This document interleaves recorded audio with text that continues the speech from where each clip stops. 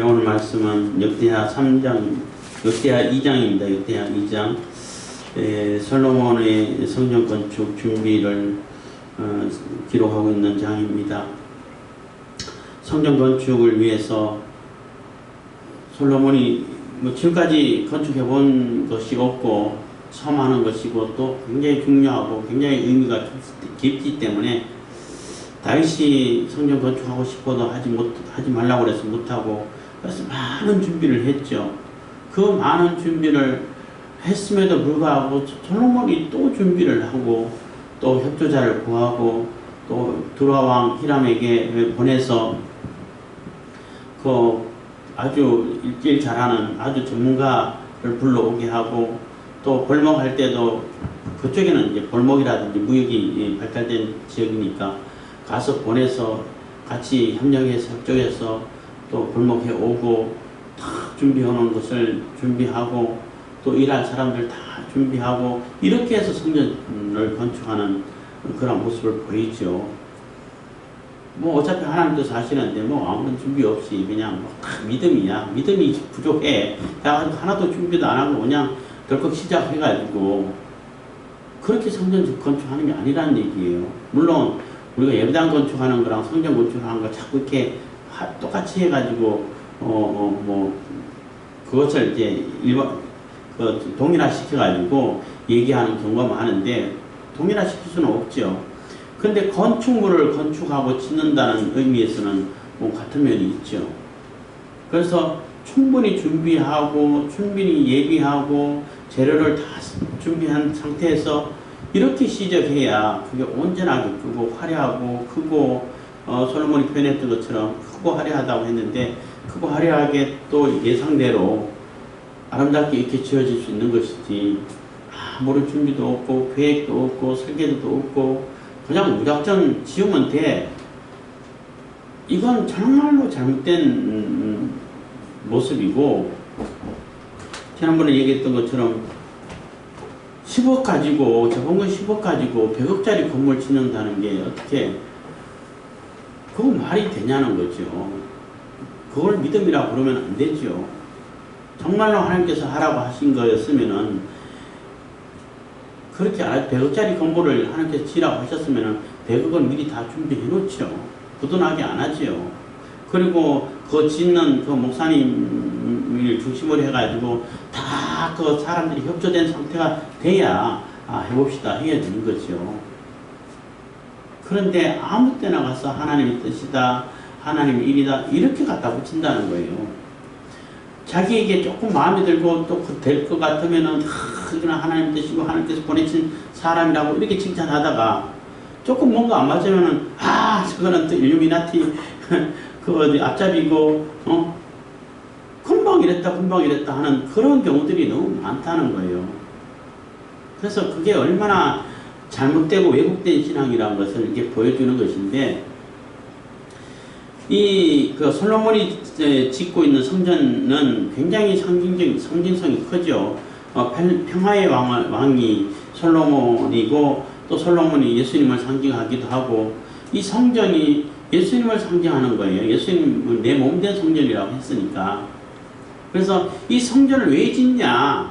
하나님이 거하실 곳이라고 하면은 말도 안 된다는 거예요. 하나님은 뭐 하늘의 하늘이라 할지라도 감당하지 못하는 분인데 이 조그만 건물 하나 짓는다 해서 그게 감당이 되냐는 겁니다. 그 왜 짓냐? 내가 거기 가서 하나님 만나려고. 하나님이 우리와 함께 하심의 그 상징, 임마누엘 하나님이 이루시는 것을 임재의 상징으로 하나님이 우리와 함께 계신다는 것을 알려주고 상징하기 때문에, 그리고 우리는 거기 가서 하나님 앞으로 나아갈 수 있기 때문에, 그래서 성전을 통해 가지고 하나님께 나아가는 것이고, 또 하나님 성전을 통해 가지고 우리와 함께 하심을 나타내 보여주시는 거예요. 그게 예수님이시잖아요.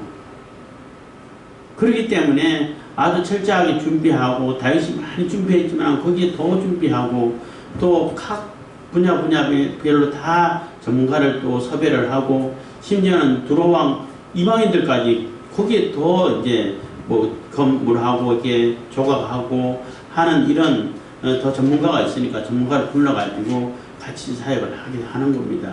그리고 거기에 대한 정당한 값을 지불하죠.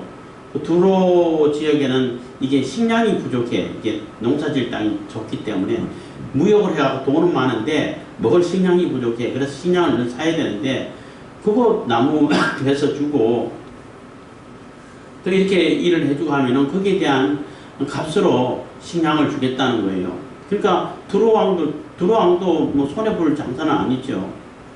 그래서 서로 이제 합한 마음으로 흡족하게 성전을 이렇게 잘 지어가는 그러한 모습을 이렇게 보여주고 있는 것인데, 역대하에 들어와 가지고 솔로몬이 이렇게 그 왕이 되어서 집권을 하면서 제일 먼저 시작하는 것이, 물론 이제 열왕기상에는 그렇게 안 나와요. 뭐 숙청하고 뭐 정치 안정화하고 이런 여러 과정을 거쳐서 이제 성전 짓는 모습을 그려놓는데, 역대하에는 제일 먼저 성전 짓는 일을 먼저 갖다 기록하고 있어요.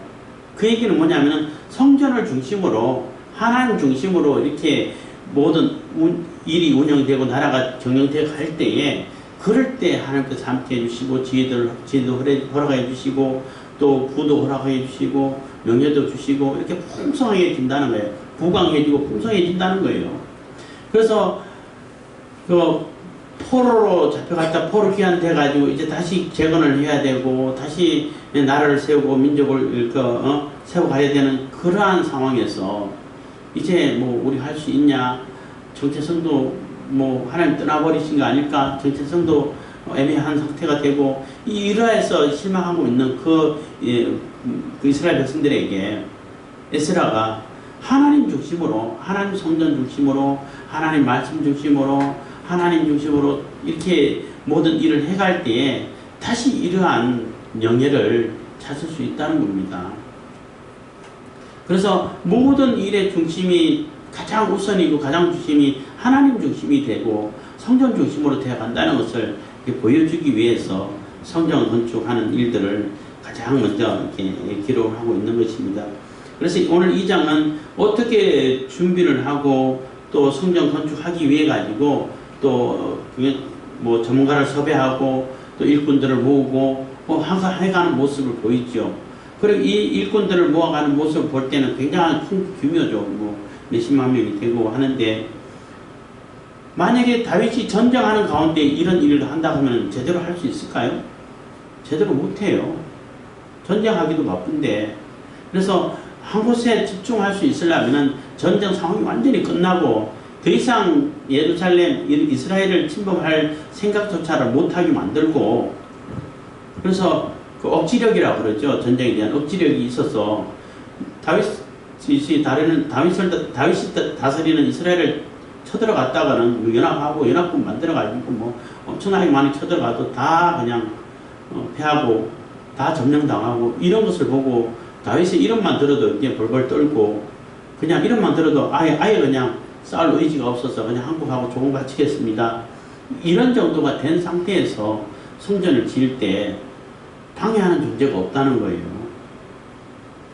네, 그래서 우리가 이러한 모습을 보면서 우리가 하나님의 일을 해가실 때도 준비하는 거, 계획하는 거, 그거 소홀히 하면 안 돼요. 성령께서 하시는데 우리가 뭘 준비하고 뭘 계획해야 돼? 계획할 필요가 없어. 그냥 다 알아서 하셔. 이렇게 많이 가르치고 막 강조를 하는데, 그거 얼마나 어리석고 얼마나 하나님을 모욕하는 건지 몰라요. 하나님이 얼마나 계획적인 분이시고 얼마나 전략이 뛰어나신 분이시고 얼마나 철저하게 준비하시는 분이신데, 예수님 오실 때도 그냥 아무런 계획도 없이 그냥 이제 가봐야 될까 하고 가는 게 아닌 거예요. 예수님이 재림하실 때도 내가 처소를 예비하러 간다고 하신 것처럼 계획을 다 하시고 가시는 거예요. 오시는 거예요. 그렇기 때문에 하나님이 일을 하실 때에 아무런 준비 없이 그냥 하면 돼. 하나님께서 다 채워주실 거야. 그냥 해. 이것만큼 무책임한 그런 그 말이 없는 것이고, 또 지금 우리 교회에 뭐가 필요할 것인가를 찾아서 그 필요를 먼저 해결하고 또 그 사명을 먼저 집중해야 되는데, 그 사명에 집중해야 되는데, 내 욕심 채우기 위해 가지고 내 명예를 세우기 위해서 금방 이랬다 저랬다 하는 것은 정말로 옳지 않은 것이 옳지 않은 처사가 되는 겁니다. 그래서 오늘 성전 건축하기 위해서 이렇게 솔로몬이 또 이렇게 많이 준비하는 모습을 이렇게 기록하고 있는 것입니다. 2장 1절입니다. 솔로몬이 여호와의 이름을 위하여 전을 건축하고자 자기 권영을 위하여 궁궐을 건축하기를 결심하니라. 그래서 솔로몬이 사실 열왕기서에 보면은 자기 궁궐을 먼저 건축했어요. 먼저 건축하고 그 다음에 성전을 건축했는데 맞을 거예요. 갑자기 또 헷갈리려고 하는데 여기서 성전 건축을 먼저 하고 항상 성전 건축을 먼저 앞세우죠. 그리고 자기 궁궐도 짓고 하기 위해서 이거 솔로몬이 2절 솔로몬이 이에 단군 7만과 산에 올라 작별할 8만과 이를 감독할 자 3,600을 뽑고 사자를 두루왕 후람에게 보내어 이르되 당신이 전에 내붙인 다윗에게 백향목을 보내어 그 거할 궁전을 건축하게 한 것 같이 내게도 그리하소서. 그래서 여기서 후람이라고 나왔는데 열왕기서는 히람이라고 나오죠. 뭐 같은 사람이라고 보시면 됩니다. 같은 사람의 조금 다른 발음으로 표현한 것이라고 보시면 돼요. 뭐 잘못된 것은 아니고. 그래서 백향목을 보내서 아주 거할 궁궐을 건축하게 한 것 같이, 그래서 다윗이 왕궁을 건축할 때도 백향목을 많이 보내와 건축했죠. 그리고 건축하고 살다가 나는 이렇게 좋은 화로운 이렇게 궁전에 백향목 궁전에서 지내는데 하나님의 법궤는 아직도 성막에 있다고, 이러한 안타까움을 나타내서 성전 건축을 하려고 했었죠. 근데 하나님께서는 너 말고 너 후손, 네가 난 아들이 지을 것이다 하고 솔로몬에게 그 책임을, 그 사명을 이양해 준 것입니다. 4절입니다. 이제 내가 나의 하나님 여호와의 이름을 위하여 전을 건축하여 구별하여 드리고 주 앞에서 향제로를 사르며 항상 떡을 진설하며 안식일과 초하루와 우리 하나님 여호와의 절기에 조속으로 번제를 드리려 하니 이는 이스라엘의 영원한 규례니이다. 그래서 그러니까 하나님의 성전을 건축하고자 하는 이유를 얘기하는 거예요. 하나님께 나아가서 예배드리고 싶어서, 제사 드리기 위해서 우리가 하나님 앞에 나아갈 수 있는 그러한 처소가 있어야 되는데 성전이 없어서 많이 불편하고, 또 그러한 상징적인 모습으로 쓰기 위해서 이렇게 건축하려고 합니다 하고 이게 설명하는 겁니다. 5절입니다. 내가 건축하고자 하는 저는 크니 우리 하나님은 모든 신보다 크심이니이다. 뭐 성전은 굉장히 큰 사업이라는 거예요.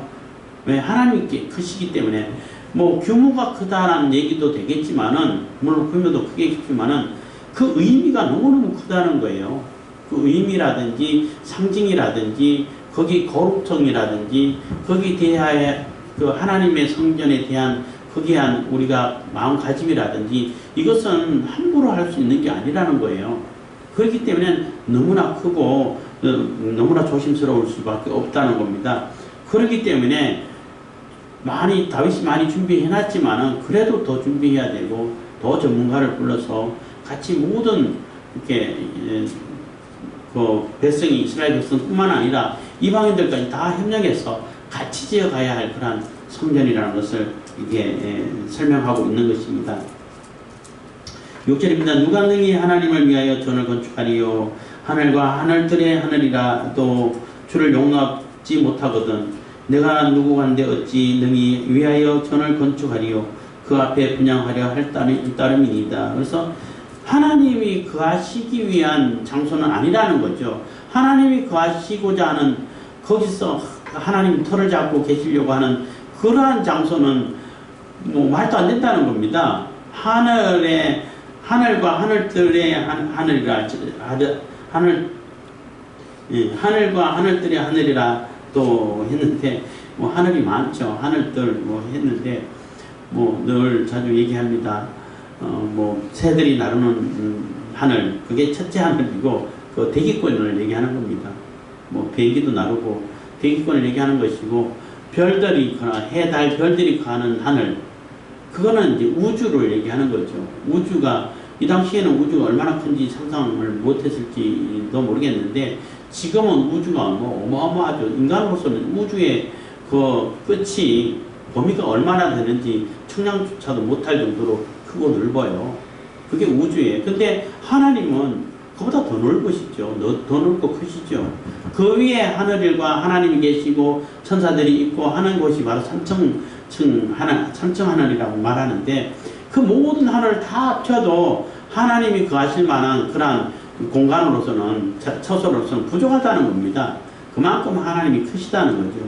그런 하나님이신데 그 조그만 건물 하나 지어놓고 하나님 여기 계십시오, 이게 말이 되냐는 겁니다.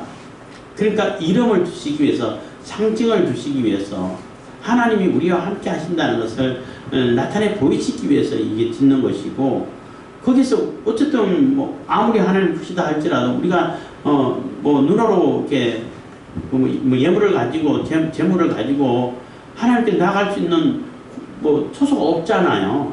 그래서 인간들을 위해서, 인간들이 하나님께 나갈 수 있는 길을 열어주시기 위해서 성전을 짓는 것입니다 하고 얘기를 하는 거예요. 그래서 우리 인간이 하나님께로 나갈 수 있는 곳은 그 성전이라는 거죠. 그게 예수님을 상징하는 것이고, 그래서 예수님을 통해 가지고 하나님께 나갈 수 있는 것이지, 예수님을 통하지 않고는, 예수 그리스도를 통하지 않고는 아무도 갈 수 있는 존재가 없다는 겁니다. 그래서 예수님만이 유일한 구원자이시라고 말할 수밖에 없는 것이, 하나님께서 그 길밖에 안 주셨으니까, 그 방법밖에 안 주셨으니까, 허락하신 것이 예수님 이름 외에는 없기 때문에, 안 주셨기 때문에, 하나님께서 주실 수 있는 능력이 없냐면 있죠. 있지만 안 주셨기 때문에 그 길밖에 없다는 거예요. 성전이 바로 그러한 것을 상징하기 때문에 지으려고 한다는 것입니다. 그래서 굉장히 큰 의무가 있는 거죠. 그 의미의 규모가 너무 크기 때문에 이거는 정말로 조심스럽게, 아주 신중하게, 아주 정교하게 지어야 된다는 것입니다. 7절입니다. 이제 청건대 당신은 금은동 철로 제조하며 자색 홍색 청색실로 제조하여 또 직조하며 청색실로 직조하며 또 아로 새길 줄 아는 공교한 공장 하나를 내게 보내어 내 부친 다윗이 유다와 예루살렘에서 예배한 나의 공교한 공장과 함께 일하게 하고, 그래서 이 사람을, 이 건축을 총괄할 수 있는 총감독이라고 해야 되나요? 그런 자는 그냥 전문가도 아니고 그냥 크게 돼서 모르는 사람, 그냥 권세만 있고 이게 권력 있는 사람만 세우는 게 아니라, 그런 사람은 세우면 제대로 하는지 안 하는지 모르잖아요. 아주 그 분야에, 아주 조각하는 분야에도 전문가고, 또 이 사람은 또 이렇게 직조하고 이렇게 선 짜고 또 문양 넣어서 선 짜고 이런 데도 전문가고, 아주 세 가지 일에 완전히 뭐 전문가이고, 봐도 정확히 제대로 돼가는지 안 돼가는지 판단할 수 있는 이런 사람을 세운다는 거예요. 그래야 일이 제대로 되죠. 그래서 물론 그 사람 혼자 다 하지는 못하겠죠. 워낙 크니까. 그래서 분야 맡겨가지고 제대로 일이 돌아가고, 제대로 일이 되는지, 제대로 만들어 가는지, 규격에 맞게, 또 하나님께서 보이신 대로 수경에 맞게 하는지, 이것을 관리할 수 있는 사람을, 이 전문가를 세웠다는 것입니다. 그래서 우리가 일을 진행하고 일을 해갈 때 전문가가 굉장히 중요해요. 이번 정부 문재인 정부는 전문가 말 안 듣기로 정말로 유명하죠. 정말로 전문가 얘기를 너무너무 말을 안 듣고, 전문가 얘기는 아예 귀를 닫고, 자기에게 좋은 얘기, 자기들 말 잘 듣는 전문가라고 하는, 그 전문가 아니죠, 그러면. 그래서 지금 엉망이 되고 참 많이 좀 불편하게 됐는데, 성전 건축할 때 이 사람은 뭐 두로에서 살던 사람이죠.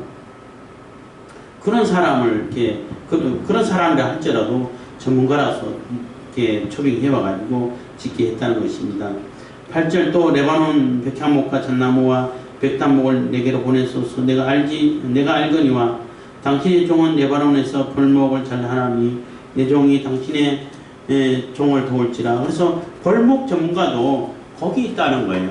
거기서는 뭐 나무를 벌목해서 팔고 운영하고 하는데 아주 전문적인 그러한 그 사람들이 많으니까. 그래서 그 솔로몬이 보내는 그러한 노역 일꾼들은 그들을 도울 수 있도록 하고, 벌목하고 운반하고 이게 총 지휘는 그들이 하고 또 작업도 전문적으로 그들이 하게끔 했다는 것입니다. 9절인데 이와 같이 나를 위하여 제목을 많이 예비하게 하소서. 내가 건축하려 하는 저는 크고 화려할 것입니다. 크고 화려하고 아름답게 정말로 소중하게 하나님께 정성껏 드리기 위해서 짓고 있다는 겁니다. 10절 내가 당신의 볼모하는 종에게 용정한 밀 2만 용정했다는 얘기는 빻았다는 얘기에 가루로 만들었다는 얘기인 겁니다. 가루로 만든 밀 그래 뭐 요리하기 좋으니까 2만 석과 보리 2만 석과 포도주 2만 말과 기름 2만 발을 주리이다 하였더라. 그래서 열왕기서에 보면은 그 왕에게 주는 그러한 대가를 얘기를 해요. 근데 왕에게도 주지만은 일할 수 있는 일꾼들에게도 이러한 임금을 지급하겠다는 것입니다. 대가를 지불하겠다는 거죠. 그러니까 두로 왕은 뭐 아주 흡족하죠. 뭐 손해보는 장사가 아니고, 그리고 사실 이때는 뭐 이스라엘이 주변에 패권을 장악한 그러한 나라이고, 또 뭐 두로라든지 이런 주변에 있는 나라들은 조공을 바쳐야 할 나라고 함에도 불구하고 정상적인 거래를 했다는 겁니다. 이 얘기를 하니까 약간 옆으로 서서 그 국제관계를 얘기하면은 미국의 패권에 중국이 도전해가지고 지금 뭐 서로 이렇게 싸우고 지금 나라가 혼란해졌는데, 미국이라는 나라는 패권을 장악해도 일반 다른 나라들, 동맹국이라든지 한 나라들을 종으로 여기지 않아요. 대등하게 같이 장사하자, 동맹으로 여기자, 이웃으로 친구로 하자, 이렇게 여겨가지고 미국이 장악해갖고 미국과 함께한 나라들은 같이 잘 살아요. 같이 부강해지고 같이 경제가 활발해지고 같이 군사도 또 나누고 이렇게 같이 잘 살게 되는 것이고, 중국에 관해 이거 1대1로 그 사업으로 하는 것 때문에 많은 문제들이 생겨났잖아요. 돈을 빌려줘, 아주 고리로 빌려줘. 뭐 감당할 수도 없을 만큼 빌려줘가지고 일을 해. 그래갖고 항만 만들고 집도 만들고 다 해놓고 너네들 돈 못 갚네? 그건 내줘. 내가 쓸 거야. 다 뺏어버려요. 그리고 한국을 대할 때도 보세요. 완전히 제후국으로 대하잖아. 속국으로 대하잖아요. 그렇게 뭐 노골적으로 얘기한 것도 한두 번이 아니고, 또 거기에 또 구신구신하니까 더 그러고, 중국은 자기에게 구신구신한 나라에게는 아주 강하게 고자세로 그냥 짓밟으면서 이렇게 대하고 아주 강하게 나가잖아요. 그러면은 오히려 그들이 구신구신하고 또 꼬리를 내리고 눈치 보고 이러는 거예요. 한국이 정말로 제대로 마음먹고 중국하고 교역을 하려고 하면은 대한민국이 중국에게 갑질할 수 있어요. 또 그렇게 안 해? 그럼 우리 반도체가 온 거 다 끊어버린다? 중간재 이거 다 끊어버리고 수출 안 할 거야.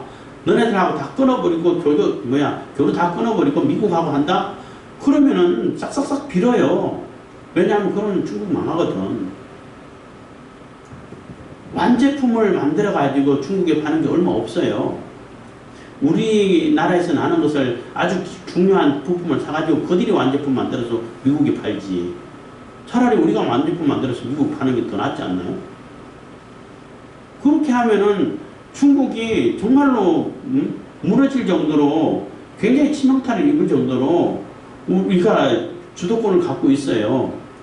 그럼에도 불구하고 아주 굽신굽신하잖아. 말 한마디 하면 꼼짝 못하잖아. 그러니까 중국이 기고만장해가지고 얼마나 무시하고 얼마나 편파반정하고 얼마나 참 하찮게 여겨요. 하인대 하듯이 대하잖아. 응? 그게 어리석다는 얘기인 것입니다. 그게 너무너무 어리석다는 거죠. 두로 얘기하는데 솔로몬도 마찬가지로 완전히 실질적으로는 제후국일 수도 있고 조공을 받는 그러한 위치일 수도 있는데 두로가, 그런데 그렇게 안 하고 정당하게 거래를 하잖아요. 정당한 대가를 지불하고 또 일 좀 해주세요. 그러니까 두로 왕 입장에서 얼마나 감사하고 고맙겠어요. 그래서 훨씬 더 정성껏 적극적으로 아주 일을 더 잘해주겠죠. 이게 올바른 인간과의 인간 사이에서 거래 관계가 형성되는 거예요. 그래서 항상 자기는 없고 다른 사람은 다 그 밑에서 수종드는 그러한 위치로 보는 중국. 패권 장악 못하지 하면 안 되죠. 하더라도 하면 안 되죠. 그러면은 얼마나 세계 사람들이 피곤하겠어요. 근데 미국은 그렇게 패권을 행사 안 하잖아요. 동등하게 같이 장사하고 같이 잘 살아봅시다. 형제를 여기잖아요. 어쨌든 간에 뭐 내가 그런 입장에서 미국이 좋죠. 그리고 실질적으로 미국하고 잘 됐을 때 훨씬 더 경제적으로 부강해지는 것은 뭐 현실적으로 보고 있는 것이고, 그래서 두로 왕에게 있어서 솔로몬도 그러한 모습이었다는 것입니다. 그래서 정당하게 그 벌목하는 자들 일꾼들에게도 다 대가를 지불하겠다고 약속을 하고 있는 겁니다. 11절입니다. 두로 왕 후람이 솔로몬에게 답장하여 가로되 여호와께서 그 백성을 사랑하심으로 당신을 세워 그 왕을 삼으셨도다. 그래서 후람도 기분이 좋아서 아주 솔로몬을 많이 칭찬하죠. 하나님께서 세우셨습니다 하고 이렇게 칭찬해 줍니다. 12절 또 가로되 천지를 지으신 이스라엘 하나님 여호와는 송축을 받으실지로다. 그래서 하나님께 영광입니다. 하나님을 찬양합니다 하고 이렇게 솔로몬을 인해 가지고 또 두로 왕이 하나님을 찬양하게 하는 것입니다. 찬양하게 됐습니다. 다윗 성에서 받으실지로다. 다윗 왕에게 지혜로운 아들을 주시고 명철과 총명을 풍부하시사. 그러니까 명철과 총명을 풍부하셨다는 얘기는 명철과 총명을 타고나게 만들으셨다는 거예요. 하나님께서 이미 솔로몬이 날 때부터 이미 주셨다는 거죠. 그리고 그에 대해서 솔로몬이 또 이렇게 하나님께 간절히 일천번제를 드리면서 소망해서 지혜 있음에도 불구하고 더 지혜가 필요합니다 하고 할 때 하나님께서 더 많은 지혜를 주셨죠. 네, 풍부하시사 능히 여호와를 위하여 전을 건축하고 자기 권능을 위하여 궁궐을 건축하게 하시도다. 그래서 이렇게 지혜롭고 또 지혜로운 왕을 세워주 총명한 왕을 세워주셔서 하나님 성전을 건축하게 만들고 또 자기 궁궐을 짓게 만들고 한 그 하나님께 이렇게 찬양을 드린다, 영광을 돌린다 하는 얘기를 하는 겁니다. 13절 내가 이제 공교하고 총명한 사람을 보내오니 전에 내 붙인 후람에게 속하였던 자라.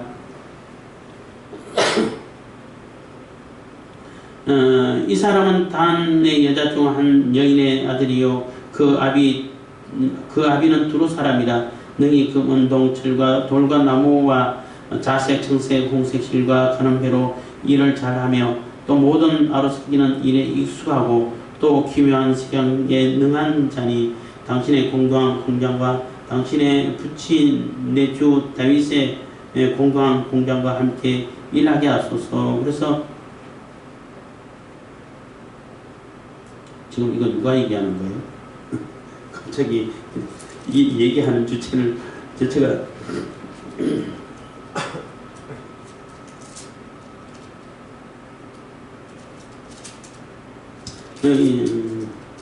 후람이 계속 얘기하고 있는 것 같은데 갑자기 왜 후람이 계속 하고 있는 얘기가 맞아요. 그리고 당신의 부처, 그러니까 솔로몬의 부친 그 내주 주인이라고 이게 겸손하게 표현하죠.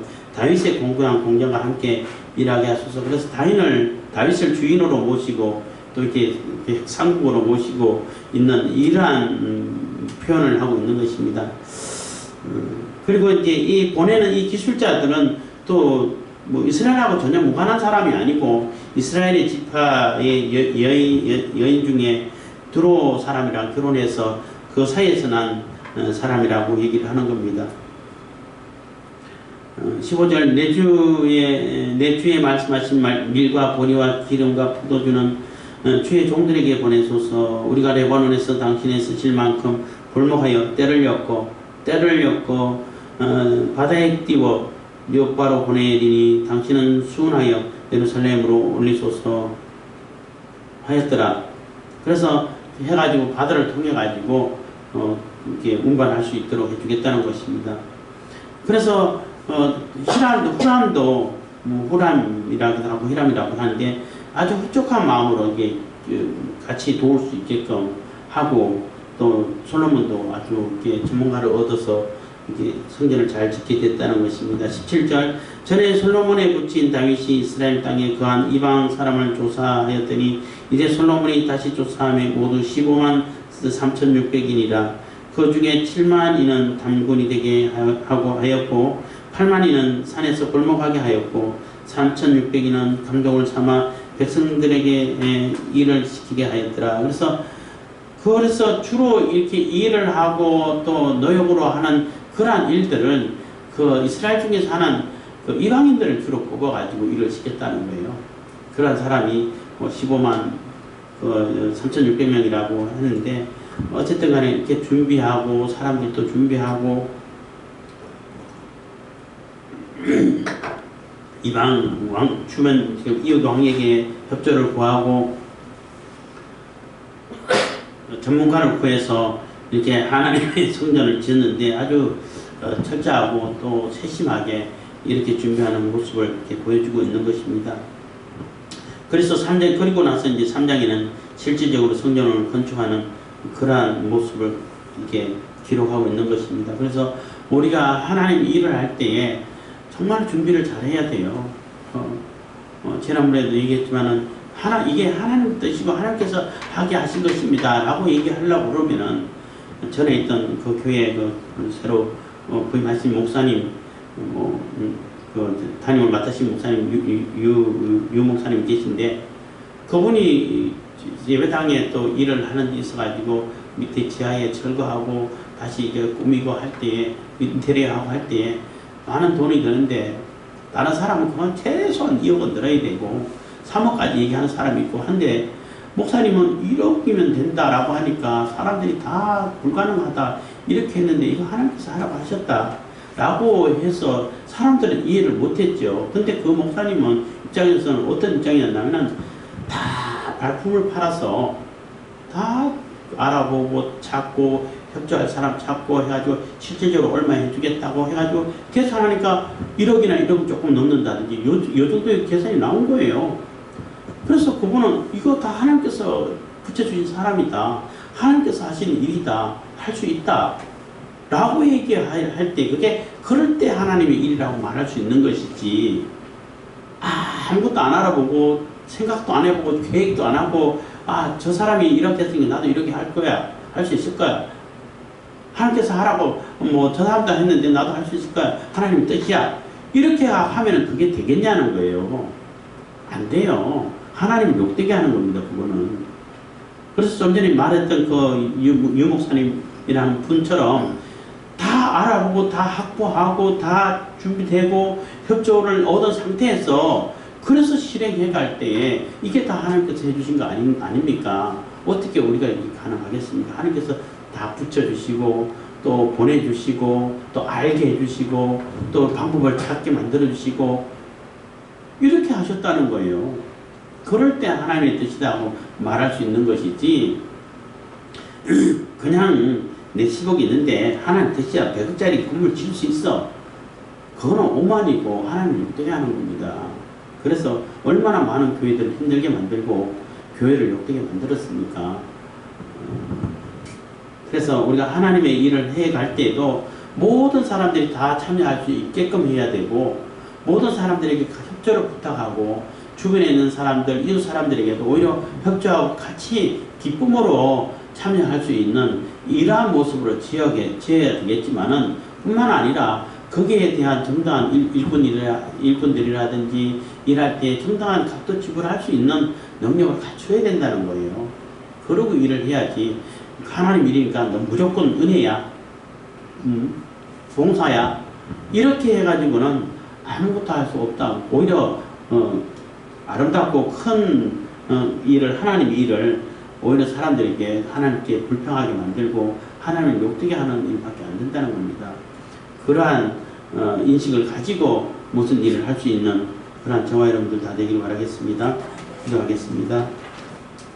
사랑해 주시고 감사합니다. 이 시간에 우리와 볼고 주신